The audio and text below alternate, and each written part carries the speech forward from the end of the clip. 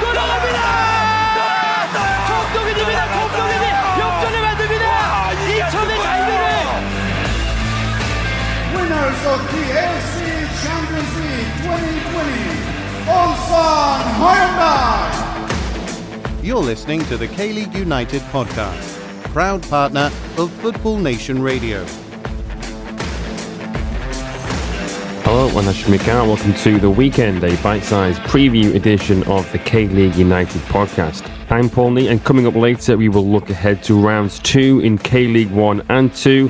But first, here are the latest news headlines. Korea could be set to take on Japan in a friendly match for the first time in 10 years. The Japanese Football Association have sent a request to their Korean counterparts, with the matter to be discussed next week. K-League's under-22 rule has been making the headlines for the wrong reasons, with teams hauling off young players as early as the 16th minute. Media outlet Sports Kyonghang called the situation absurd. And yet another Korean returning from overseas controversy, this time involving Park Jung-bin, who is alleged to have signed for FC Seoul without contacting Jeonnam Dragons, with whom he had an agreement. And Gangwon FC are officially the first K-League club to run a B team. Their second string will play home games in the border city of Cheolwon. We kick off with news of a possible international friendly between Korea and Japan. With World Cup qualifiers being delayed until June, Korea could take on their rivals Japan at the end of March in a friendly for the first time in 10 years. The Japanese Football Association recently proposed to the Korean FA the idea of holding a full international at the end of this month. The KFA will discuss whether this is possible due to the 14-day quarantine that is required. The two teams have met on a number of occasions in recent years, mainly in the EAFF E1 Football Championships. The last time they played in a friendly dates back to August 2011, when the Samurai Blue ran out 3-0 winners at the Sapporo Dome. And making the headlines for all the wrong reasons is the new rules regarding under-22 players and being able to make 5 substitutions in K-League 1. Sports Kyonghang even called the situation absurd. Over the weekend, teams were getting around the rule whereby an under-22 player must start and come off the bench in order to be able to make 5 subs, by starting under-22 players and then bringing them off as early as the 16th minute, as was seen from Suwon FC in the 1-1 draw away to Daegu FC. 20-year-old Lee Gi-hyuk and 21-year-old Cho Sang-jun were replaced by Kim Sung-jun and Jung Chung-gun, with barely a quarter of the match played. Also on Saturday, Jeonbuk replaced 20-year-old Lee Sung-yoon with just 22 minutes on the clock, and even changed their goalkeeper in the second half so that manager Kim Sang-sik could bring on Chae Chul-soon for the injured Han Kyo-won. Gangwon FC have become the first K-League club to operate a B-team. Fixtures for the forthcoming K4 season were released on Wednesday, and Gangwon B, who will play their home games in the border town of Cheolwon, will begin at home on March the 20th to Seoul Jungang. No foreigners, no problem. In the absence of overseas players at the start of the new campaign, domestic attackers are showing their goal-scoring ability. In K-League 1, only 2 overseas players scored for their respective teams, Bador Barrow coming off the bench for Jeonbuk, and Elias Aguilar giving Incheon a 28-minute lead away to Pohang. In the second division, Daejeon's Edinho was the only foreign player to score on opening day. Suwon Blue Wings boss Park Geun-ha said, speaking about 2 of his foreign stars, Uroš Čerić and Nicolau Dumitru, that the pair only joined up with the rest of the team in February, and so that for them to be able to get through 90 minutes unscathed, more time is needed. Čerić and Dumitru were both named as subs. Čerić was left as an unused substitute during Suwon's 1-0 win over Gwangju last Sunday. Incheon United striker Stefan Mergosa is out of quarantine after recovering from COVID-19, but according to the local reports, his return date is still unknown. An Incheon rep said, speaking to the newspaper the Gyeonggi Ilbo, that nothing has been decided about a return date, but admitted the club are finding it difficult to replace him.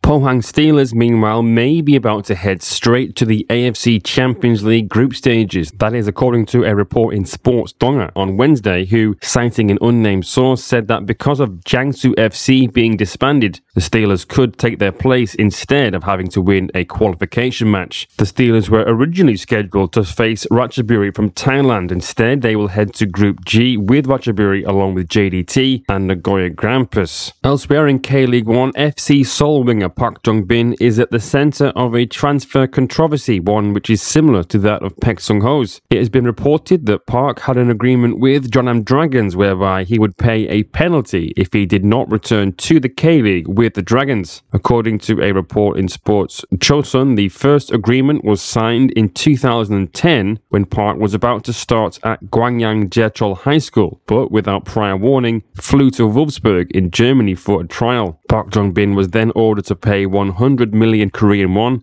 and is said to have visited the club on a number of occasions to ask for leniency. But Jeonnam then said that Park can play abroad as he wishes, but if he is to return to K-League, it must be with them. If not, he would need to pay 150 million won. However, it is alleged that Park signed for FC Seoul without speaking to Jeonnam first. A club rep said that Park Jong-bin's father sent an email saying that self-isolation issues have caused the delay. Jeonnam say that they feel betrayed and that they just want to resolve the issue quietly and smoothly. Meanwhile, Suwon FC striker Yang Dong-hyun has been ruled out for up to 10 weeks with injury. Yang marked his debut with a goal, giving Kim Do-kyun's side a 28th minute lead away to Daegu FC last Saturday. However, the experienced striker was taken off at half-time and was replaced by Lars Veldevik. According to Sports Chosun, Yang has been ruled out for nearly 3 months with a thigh injury after trying to latch onto a Jung Jae-young pass. Suwon FC take on FC Seoul this Sunday, looking to pick up a first top-flight win since November the 2nd, 2016. A 2-0 away victory over Songnam. The game has been selected for overseas broadcasting, but to highlight the marquee match, the team and player to watch this weekend in K-League 1, here is our very own Matthew Binns. After an exciting opening set of matches, K-League 1 returns for round 2, with 6 fixtures set to enthrall supporters across the country once more. Here's a look at the match, team and players to keep an eye on this weekend. The match of the round sees Incheon United at home to Daegu FC on Saturday the 6th of March. After being held to a draw by newly promoted Suwon FC in round 1, Daegu FC make the trip north in search of their first win of the season, where they are set to face Incheon United on Saturday afternoon. Incheon were also not able to taste victory in the season opener, having given up a single goal lead over Pohang Steelers, eventually losing 2-1. These teams met twice last season, with Incheon faring the better of the two sides. Incheon initially held Daegu FC to a goalless draw in the season opener, nullifying the threat posed by eventual MVP nominee Sasina, before later heading to Daegu in August and claiming what would be their first win of the campaign and an important step that led to their revival and subsequent survival. Having scored the opener for his side last weekend, Incheon United's Elias Aguilo could once again prove to be his team's key player. The Costa Rican attacking midfielder is perhaps more renowned for his creation than his finishing, but he made no mistake moments after coming on last weekend. As for Daegu, the aforementioned Sasina remains the Sky Blues' biggest threat to Incheon. While he may not have found the net last weekend, the Brazilian attacker scored an impressive 18 goals and made 5 assists in the last league campaign as he powered his side to a Champions League berth. This match can be watched worldwide via K-League TV and various overseas broadcasters, so tune in. This weekend's team of the round to keep an eye out for is FC Seoul.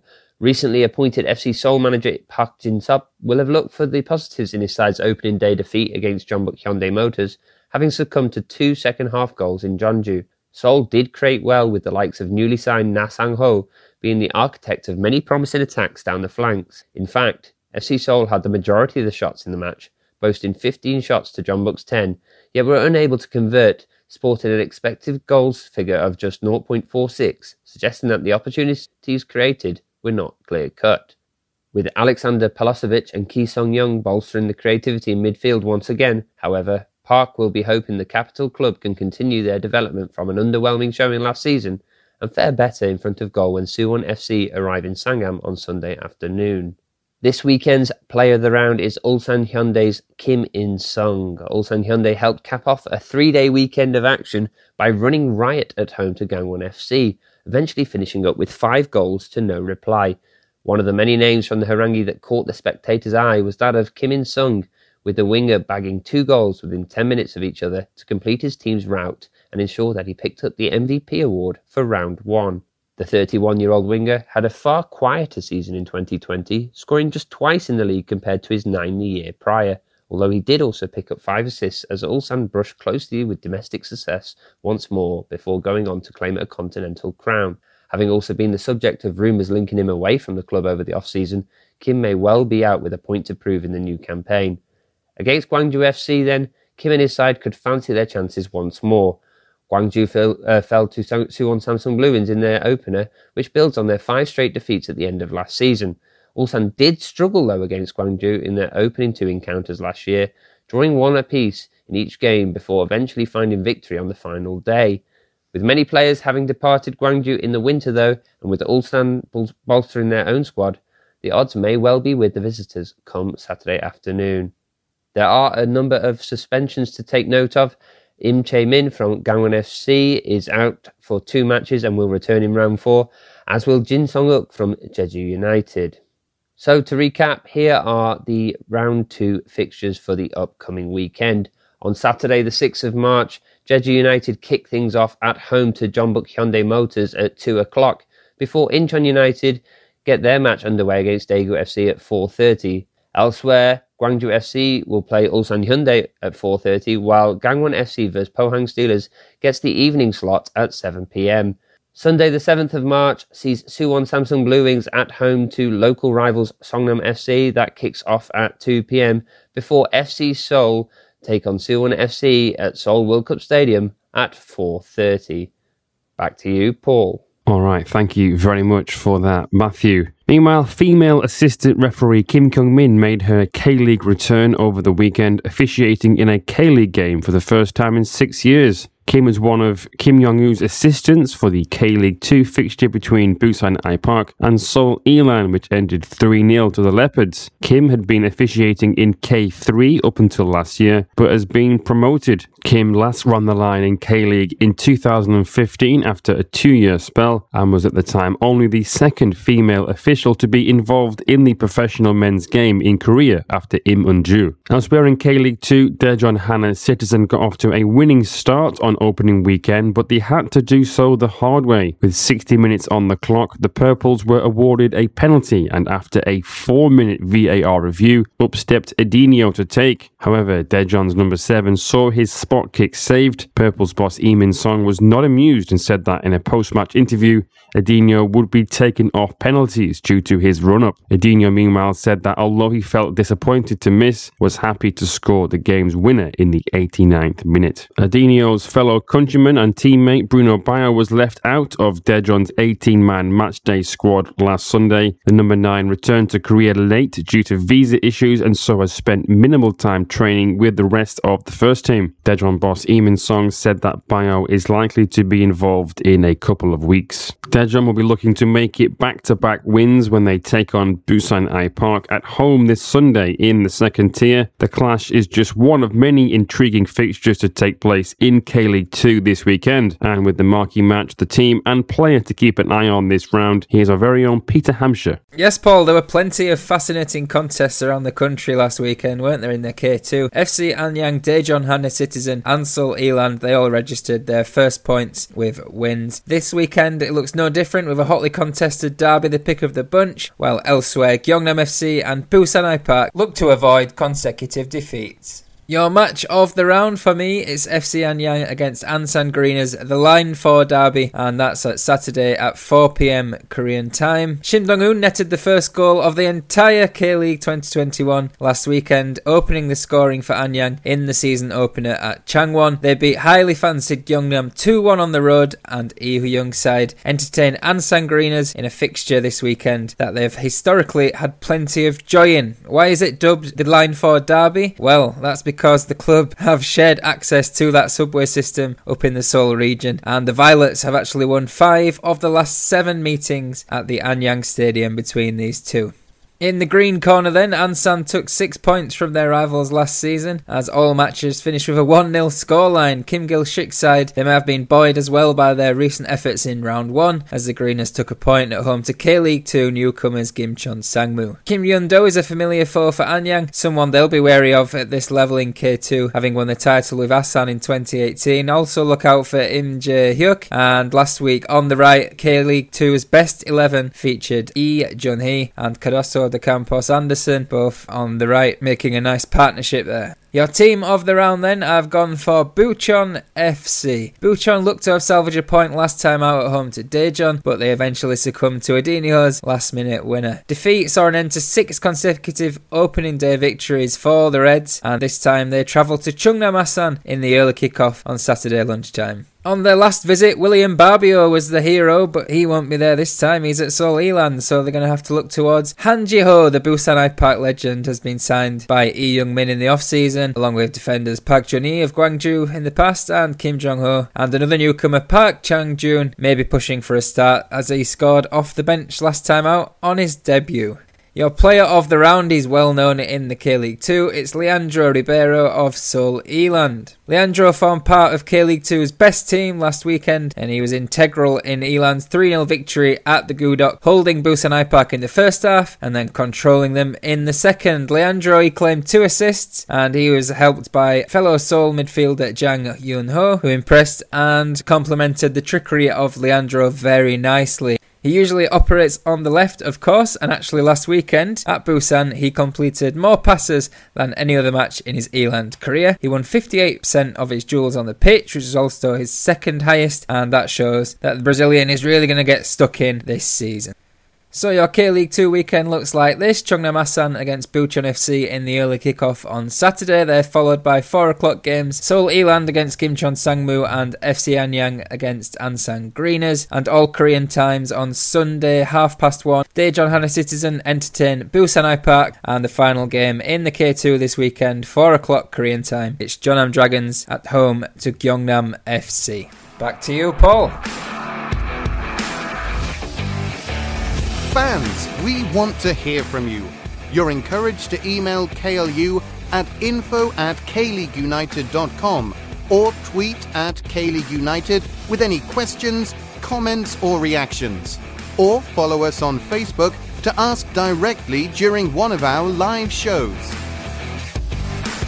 The transfer window is still open, of course. In K-League 1, Pohang Steelers confirmed the signing of Bosnian attacking midfielder Mario Kovacic. He will wear the number 8 shirt. And Seoul Eland announced that they have signed former Daejeon Asan and Suwon Blue Wings winger Han Ui-gon. And leaving K-League is 33-year-old defender Jong Da-hwan, who is set to join United City FC in the Philippines. They are in the AFC Champions League Group I and potentially could face Daegu FC should the Sky Blues overcome Chiang Rai United in a playoff. In other news this week, Hwang Hee-chan scored his first goal in 174 days in RB Leipzig's 2-0 German Cup win over Wolfsburg. Hwang scored in the 88th minute for what was his second since joining from sister club Red Bull Salzburg. Son Heung-min, meanwhile, has beaten his own personal record for combined goals and assists in a single season, with 33, having scored 18 and assisted 15. In Tottenham's 4-0 win over Burnley last week, Son Heung-min teed up Gareth Bale twice, first for Spurs' opener in the 2nd minute, and then for Bale's 2nd and Spurs' 4th in the 55th minute. The win puts Spurs in 8th place and 6 points off London rivals West Ham, who sit 4th. Former Beijing FC and current PSV manager Roger Schmidt has spoken about Kim Min-jae, saying that he thinks he can succeed in Europe. He said that they talked about him playing in Europe when he was manager of Beijing, and although he doesn't know where he will go next, he does want to manage him again in the future. And in Japan, there has been a COVID-19 cluster infection at Gamba Osaka, where Korean internationals Ju Se-jong and Kim Young-won currently play. It was reported on Wednesday, just 2 hours before kickoff, that an outbreak led to the cancellation of J-League 1 Round 2 match between Gamba Osaka and Nagoya Grampus. Well, that is it from us for this week. Thank you for tuning in. There are written previews and all kinds of articles available on both KLeague.com and KLeagueUnited.com. We are on social media, all at KLeague United, and as it should be, the link is in the Bruno bio. Until next time, goodbye.